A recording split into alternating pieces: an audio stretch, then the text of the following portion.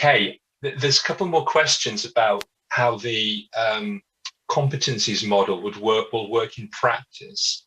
And you talked about them in your introduction just a minute ago with Kate. I wonder if you can articulate perhaps a bit more about how those competency models might work in terms of delivering significant impacts and outputs for academics and for people involved in course design and curriculum design.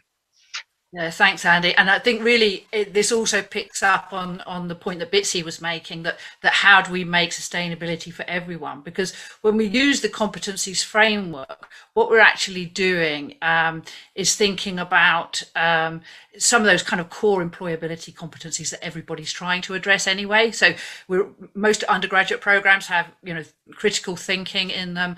They want their students to be able to address sort of complex and interdisciplinary problems. Before we had COVID, we had some other grand challenges, things like dementia and an aging population. We had things like how do we cope with sort of data and information privacy. We had other big issues that required that kind of interdisciplinary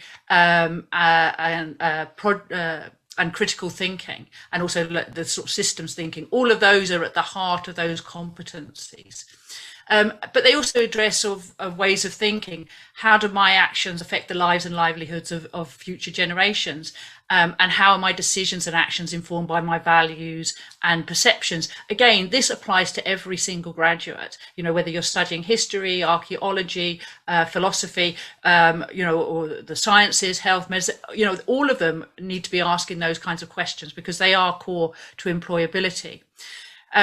Because we know that these questions are at the heart of transformational learning that we want all our students to experience, the document sort of starts to provide guidance on sort of the teaching practices that can start to develop those skills.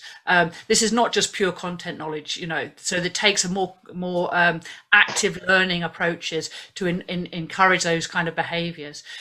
So there's examples of collaborative learning, participatory learning, learning through narrative, which again is really powerful in this area, and of course inquiry and problem-based learning.